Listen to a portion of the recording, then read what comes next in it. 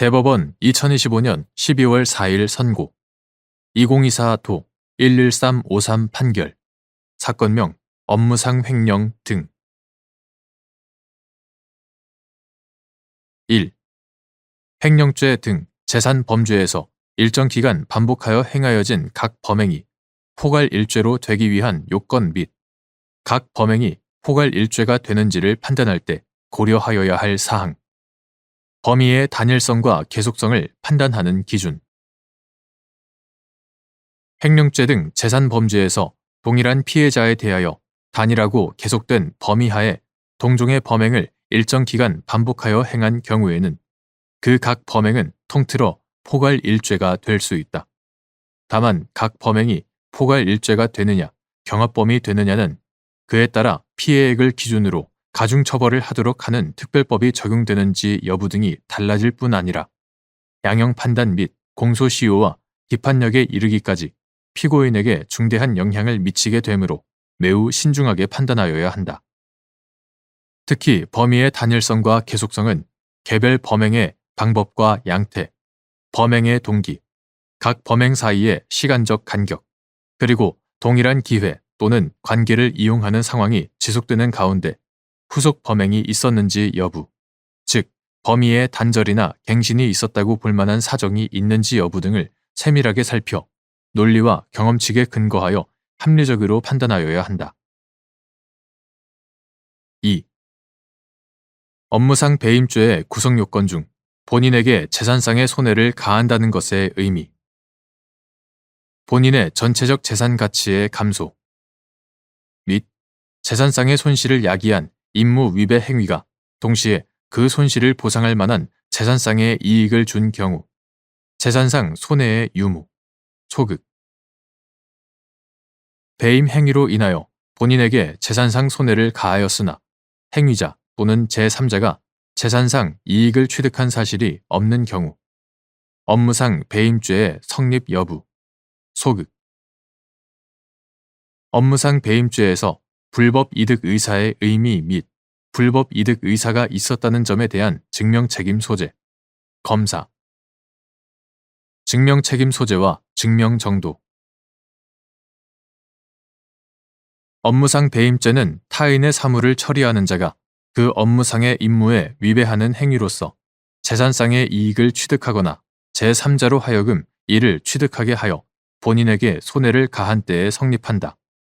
형법 제356조, 제355조 제2항 여기서 본인에게 재산상의 손해를 가한다 함은 총체적으로 보아 본인의 재산 상태에 손해를 가하는 경우, 즉 본인의 전체적 재산 가치의 감소를 가져오는 것을 말하므로 재산상의 손실을 야기한 임무 위배 행위가 동시에 그 손실을 보상할 만한 재산상의 이익을 준 경우 예컨대 배임 행위로 인한 급부와 반대 급부가 상응하고 다른 재산상 손해, 현실적인 손해 또는 재산상 실해 발생의 위험 재산상 손해도 없는 때에는 전체적 재산 가치의 감소, 즉 재산상 손해가 있다고 할 수 없다. 또한 업무상 배임죄는 본인에게 재산상의 손해를 가하는 외에 배임 행위로 인하여 행위자 스스로 재산상의 이익을 취득하거나 제3자로 하여금 재산상의 이익을 취득하게 할 것을 요건으로 하므로 본인에게 손해를 가하였다고 할지라도 행위자 또는 제3자가 재산상 이익을 취득한 사실이 없다면 배임죄가 성립할 수 없다. 한편 업무상 배임죄에 있어서 불법 이득의 의사란 자기 또는 제3자의 이익을 꾀할 목적으로 업무상 임무에 위배된 행위를 하는 의사를 의미한다. 그리고 불법 이득 의사가 있었다는 점은 검사가 법관으로 하여금 합리적인 의심을 할 여지가 없을 정도의 확신을 생기게 하는 증명력을 가진 엄격한 증거에 의하여 증명하여야 하므로 이와 같은 증거가 없다면 설령 피고인에게 유죄의 의심이 간다고 하더라도 피고인의 이익으로 판단할 수밖에 없다. 3. 구사립학교법에서 학교법인의 회계를 분리하고 있는 취지 및 특히 교비 회계의 다른 회계로의 전용을 금지하는 취지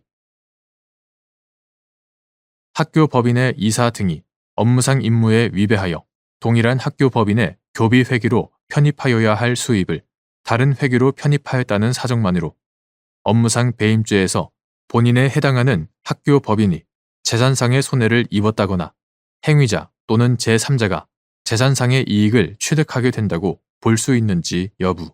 소극. 9. 사립학교법 2020년 12월 22일 법률 제17659호로 개정되기 전의 것. 이하 같다.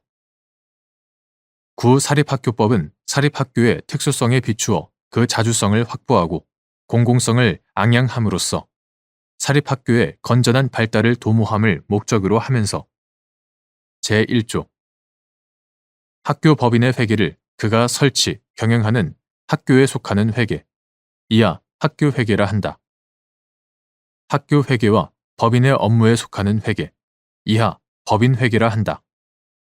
학교 회계와 법인 회계로 구분하고 제29조 제1항 학교 회계는 교비 회계와 부속병원 회계, 부속병원이 있는 경우에 한한다. 교비 회계와 부속병원 회계로 구분할 수 있고 교비 회계는 등록금 회계와 비등록금 회계로 구분하며 각 회계의 세입, 세출에 관한 사항은 대통령령으로 정하되 학교가 받은 기부금 및 수업료, 기타 납부금은 교비 회계의 수입으로 하여 이를 별도 계좌로 관리하여야 하고 제29조 제2항 교비 회계에 속하는 수입이나 재산은 다른 회계에 전출, 대여하거나 목적 외로 부정하게 사용할 수 없다고 규정하고 있다. 제29조 제6항 본문